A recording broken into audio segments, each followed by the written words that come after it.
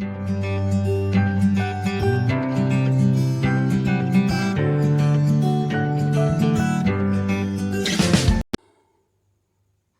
Hind students, today we are going to start civics chapter first, the constitution of India. First I tell to you about learning outcomes of this chapter and then explain the chapter. The learning outcomes are: first, to be enable the students develop an understand of the rules of law, its importance of enforcement. इसमें हमें बताया गया है कि students को ये समझना है बहुत कि हम क्या क्या है इम्पोर्टेंट लॉ, कानून के रूल्स ऑफ लॉ, कानून के नियमों के क्या महत्व हैं और क्या उनमें परिवर्तन आए हैं। सेकंड है हमारा to understand the constitution the primary source of our law, हमारे कानून के जो प्राथमिक साधन हैं उनको समझना। थर्ड है हमारा to know about law evolving the subject to change, इसमें हमें क्या समझना है कि हमारे जो कानून के विषय हैं वो किस तरीके से उनमें परिवर्तन आता है और किस तरीके से वह इवॉल्विंग होते हैं। नेक्स्ट है हमारा to be familiar with the vision and value of the constitution, भारतीय संविधान का क्या हमें दिखाता है, विज़न, दृष्टि और उसके वैल्यू, मूल्य का परिचय है। और नेक्स्ट है हमारा वो है to develop the to develop an appreciation of human right guarantee to the constitution, और भारतीय संविधान का क्या करता है, प्रशंसा, ह्यूमन राइट की प्रशंसा करना। और लास्ट है हमारा to lay stress of our constitution involvement with the constitution of living document, क्या इसमें हमें जो स्ट्रेस मतलब तनाव और इन्वॉल्वमेंट मतलब वातावरण, भारतीय संविधान के लिविंग डॉक्यूमेंट में इसके बारे में बताया गया। अब बच्चों हम बात करते हैं, वो है हमारा नेक्स्ट टॉपिक, वो है हमारा रूल एंड लॉ, नियम और कानून, द कॉन्स्टिट्यूशन, संविधान में नियम और कानून के बारे में बताया गया। तो rules and law always necessary for the functioning of the democratic country, एक लोकतांत्रिक देश के लिए ठीक से काम करना, फंक्शनिंग का मतलब होता है ठीक से काम करना। इसके लिए अगर हमें एक लोकतांत्रिक कंट्री में ठीक से काम करना है तो उसके कानून और उसके नियम का जानना बहुत ज़रूरी होता है। तो इंडिया, जैसे एक एग्जांपल दे रहा हूँ, इंडिया एक डेमोक्रेटिक कंट्री है, अपनी कंट्री क्या है, एक डेमोक्रेटिक कंट्री, लोकतांत्रिक कंट्री है। तो these rules and laws make the easier and the functioning of democracy effective, well of smooth. और ये सब क्या होता है, इस सब से हमें क्या होता है कि जो कानून से और उसके नियमों से जो काम करने का तरीका होता है किसमें, डेमोक्रेसी, लोकतंत्र में, वो बहुत कैसा बनाता है, इफेक्टिव बनाता है। We will do not these यदि we do not follow these rules, अगर हम ये जो रूल जो नियम हैं उनको हम फॉलो नहीं करेंगे तो आवर सेफ्टी, हमारी सुरक्षा और सिक्योरिटी क्या होगी, थ्रेटेंड होगी, क्या हो जाएगी, हमारी सुरक्षा जो सिक्योरिटी है उसमें उसको हानि पहुँचेगी। इन द सेम वे, इसी सेम वे में सर्टेन रूल और जो रेगुलेशंस हैं, जो नियम और विनिमय हैं, rules regulation are must for working of the state of a country, किसी भी स्टेट और कंट्री में रूल्स रेगुलेशन का होना बहुत ज़रूरी है। The set of rules regulations which help in the smooth functioning of the state term of the constitution, इसीलिए भारतीय संविधान में इन सब का बहुत महत्व दिया गया है, रूल्स रेगुलेशन का। तो रूल्स ऑफ द कॉन्स्टिट्यूशन के क्या हैं, the constitution is the set of the written rules law according to which the state govern. तो जो स्टेट गवर्न है उसमें क्या है, गवर्न का मतलब होता है नियंत्रण करने वाला, सरकार जिसको बोल सकते हैं। नियंत्रण कौन करता है, गवर्नमेंट करती है, तो गवर्नमेंट का ही वर्ड है गवर्न। तो इसमें क्या है, हमारे रिटन रूल्स, कुछ हमारे लिखित नियम होते हैं, वो क्या है बच्चों, the constitution lay down the guideline. तो कॉन्स्टिट्यूशन, हमारा संविधान क्या करता है, गाइडलाइन का मतलब कुछ दिशा निर्देश देता है, किसमें, फंडामेंटल मतलब मौलिक, प्रिंसिपल मतलब सिद्धांत, मौलिक सिद्धांत को, अकॉर्डिंग टू विच द, मौलिक सिद्धांत को क्या दिशा निर्देश देता है, किसके according to the governance, governance का मतलब जो क्या होता है हमारा, जो नियंत्रण करने वाला, जिसको बोलते हैं गवर्नमेंट भी बोल सकते हैं। Country of the conduct with the maintain of law and order maintain करता है। तो टाइप ऑफ कॉन्स्टिट्यूशन क्या है हमारे, टू टाइप्स के हैं, एक रिटन कॉन्स्टिट्यूशन और एक अनरिटन कॉन्स्टिट्यूशन। तो अवर कंट्री रिटन कॉन्स्टिट्यूशन कब फोर्स में आया था, 26 जनवरी 1950 में रिटन में आया था संविधान।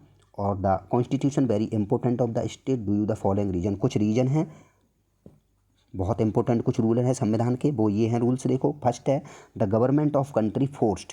गवर्नमेंट कंट्री का मतलब, फोर्स का मतलब कोई भी सरकार जब कंट्री में फोर्स में आती है, मतलब अस्तित्व में आती है, पावर में आती है, तो एंड फंक्शनिंग जो उसके काम करने का तरीका होता है उसमें क्या, एक guideline laid down the constitution, संविधान के हिसाब से उसे एक दिशा निर्देश का पालन करना होता है। It help to the understand the political system of the country. उसे जो कॉन्स्टिट्यूशन में, जो संविधान में पॉलिटिकल सिस्टम कंट्री के जो दिया होता है उसको भी समझना बहुत ज़रूरी होता है।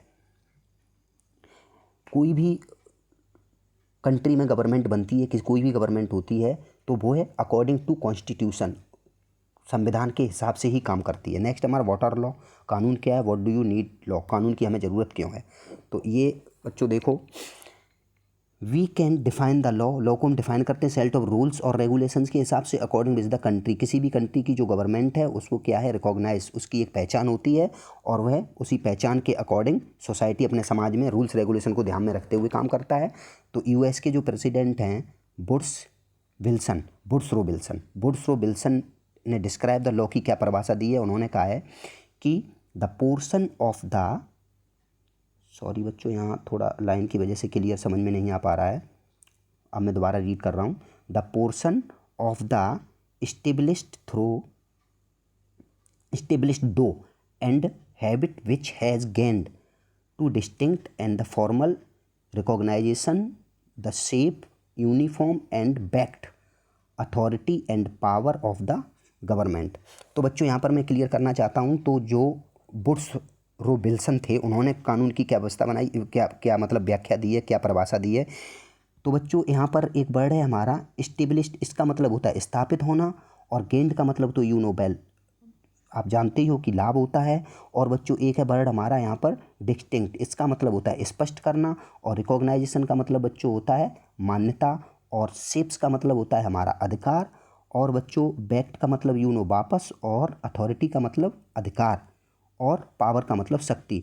गवर्नमेंट की जो पावर और जो शक्ति होती है वो क्या होती है, उसको स्पष्ट तरीके से स्थापित करने के लिए जो लाभ प्राप्त होता है, जो मान्यता मिलती है, वही हमारा क्या होता है, कानून। इट मीन हम ये भी कह सकते हैं गवर्नमेंट जो होती है वो कानून के अकॉर्डिंग, कानून के दायरे में रह के ही काम करती है, और भारतीय जो इंडियन कॉन्स्टिट्यूशन या किसी भी कंट्री का जो कॉन्स्टिट्यूशन है उसके समझ के ही काम करना पड़ता है। तो law of their importance society के लिए हमें क्या क्या ज़रूरत पड़ती है, they regulate the civic life of the society. समाज क्या रेगुलेट करना है, नियमित करने होते हैं क्या, सामाजिक जीवन, समाज के लोगों के सामाजिक जीवन को नियमित करना होता है। गुड गवर्नेंस का भी हमें देना होता है परिचय, मतलब अच्छा शासन देना होता है। क्या मेंटेन करना है, लॉ एंड ऑर्डर, कानून व्यवस्था भी मेंटेन करनी होती है किसी भी गवर्नमेंट, किसी भी पार्टी का मतलब गवर्नमेंट, जो भी गवर्नमेंट होती है उसको। और एंड कर्व का मतलब होता है वक्र, घुमा हुआ है, कुछ भी कह सकते हैं। सोशल इविल्स, कुछ बुराइयां होती हैं जो क्या होती हैं, प्रिवेलिंग इन द सोसाइटी। तो समाज की कुछ सामाजिक बुराइयां जो प्रचलित होती हैं उनको भी हमें क्या करना है, उनमें भी मतलब सुधारना होता है, सीधी बात, उनको भी सुधारना होता है। नेक्स्ट है बच्चों हमारा क्या, वो है लॉ एंड डिसेंट। डिसेंट का मतलब होता है मतभेद, लॉ मतलब कानून, कानून और मतभेद। कानून है, कानून के अकॉर्डिंग चलोगे तो कहीं ना कहीं मतभेद भी होते हैं, क्योंकि कोई भी गवर्नमेंट होती है तो उसकी एक अपोजिशन पार्टी भी होती है, तो मतभेद भी होते हैं। तो law are necessary for the smooth working, एक स्मूथ अच्छा काम, साफ़ सुथरा काम करने के लिए कानून बहुत ज़रूरी होता है किसी भी कम्युनिटी, मतलब किसी भी समुदाय के लिए। These law implemented of the legislature, legislature मतलब विधानसभा, मस्ट बी द फॉलोइंग। और कोई भी विधानसभा वगैरह जो भी होती है क्या करती है, कार्यान्वित। इम्प्लीमेंटेड का मतलब होता है कार्यान्वित, जब कार्य करती है तो उसमें क्या मस्ट फॉलो, जो रूल हैं उनको फॉलो करती है। But sometimes these law are broken, लेकिन कुछ कुछ समय कानून क्या होते हैं, ब्रोकन, टूट जाते हैं। In the larger interest of the society, समाज में बढ़ते हुए क्रोधों की वजह से या बढ़ते हुए किसी कारण की वजह से लॉ कभी कभी टूट जाते हैं। To elaborate the concept of law and distance, we will discuss the two events of different political context, one happening before the independence of India and other after the independence of India। इसमें हमें ये बताया गया, elaborate का मतलब होता है विस्तृत, और कॉन्सेप्ट का मतलब कल्पना करना। तो मतलब ये विस्तृत जानकारी, सोच के ये विस्तृत जानकारी होती है लॉ एंड डिस्ट्रिक्ट मतलब कानून और मतभेद की, कि जो कॉन्टेक्ट मतलब प्रसंग जो हुआ है वो हमें ये चीज़ बताती है कि इंडिपेंडेंस ऑफ इंडिया बिफोर और आफ्टर, मतलब स्वतंत्रता से पहले और स्वतंत्रता के बाद। स्वतंत्रता से पहले कानून में क्या मतभेद थे, स्वतंत्रता के बाद क्या मतभेद हैं। तो देखो हमारे कानून में स्वतंत्रता से पहले क्या मतभेद थे। स्वतंत्रता से पहले मतभेद थे कि हमारी कंट्री में किसका राज था, ब्रिटिशर्स, अंग्रेजी शासन था, अंग्रेजी हुकूमत थी। और अब तो वहाँ पर हमारे मतभेद अंग्रेज़ों से थे। अब हमारी कंट्री में अपनी कंट्री की ही शासन काल होता, अपनी कंट्री का ही लोग शासन करते हैं, कंट्री के ही लोग शासन करते हैं, बट मतभेद कंट्री की अपोजिशन पार्टी से होते हैं। तो ये इसमें बताया गया। नेक्स्ट है हमारा सॉल्ट सत्याग्रह। बच्चों सॉल्ट सत्याग्रह के बारे में आप पहले भी पढ़ चुके हो, तो मैं और बता रहा हूँ। सॉल्ट सत्याग्रह क्या है हमारा, under the British rule, British rule के अंडर में the British had to the monopoly, monopoly का मतलब होता है एकाधिकार, अपनी ताकत से काम करना। ब्रिटिश अपनी ताकत से काम करती थी। Manufacture of the salt of India, और इंडिया में क्या मैन्युफैक्चर करती थी, किसका, सॉल्ट का, नमक का।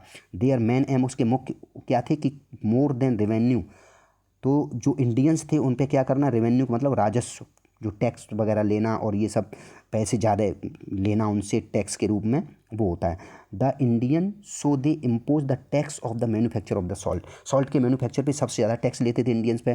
टैक्स ऑन सच द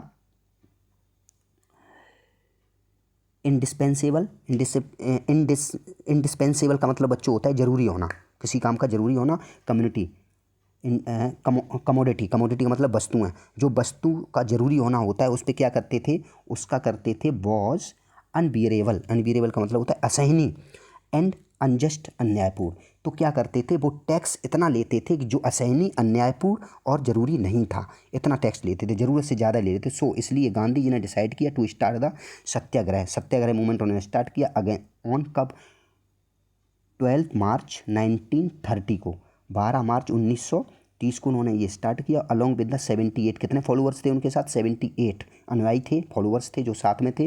वो सार्वभौम आश्रम फॉर द डांडी के लिए, डांडी के लिए पहुंच गए। डांडी का मतलब होता है, डांडी को हम ये भी कह सकते हैं जो एक जंगलों से होते हुए रास्ता जाती है, उसको भी डांडी बोलते हैं। The village, a village on the west coast of India. लेकिन यहाँ पर बच्चों डांडी का मतलब है एक विलेज, डांडी एक गांव का नाम है, लेकिन डांडी हम ये भी कह सकते हैं कि जंगलों से, वनों से टेढ़ा मेढ़ा घूमा हुआ रास्ता को भी हम डांडी बोलते हैं। लेकिन यहाँ डांडी एक विलेज है। बट वो कहाँ पे था हमारा, वेस्ट कोस्ट ऑफ इंडिया पर, वेस्ट कोस्ट ऑफ इंडिया, पश्चिमी तट पर था। कवरिंग ऑफ द डिस्टेंस, उन्होंने कितनी दूरी कवर की, 380 किलोमीटर दूरी 25 दिन में कवर करके रीच द डांडी पर पहुँच गए थे। कब, 6 अप्रैल 1930 को पहुंच गए थे। तो रीचिंग द डांडी, वहाँ पर पहुंचने के बाद prepared salt by the boiling sea water, और नमक कैसे होता था, सी वाटर को बॉयल करने के बाद बनता था। The violating and salt law, उसके बाद उन्होंने किया, वॉयलेटिंग का मतलब उल्लंघन करना, उन्होंने उल्लंघन किया, किसका, सॉल्ट लॉ का उल्लंघन किया। और Gandhi ji become the symbol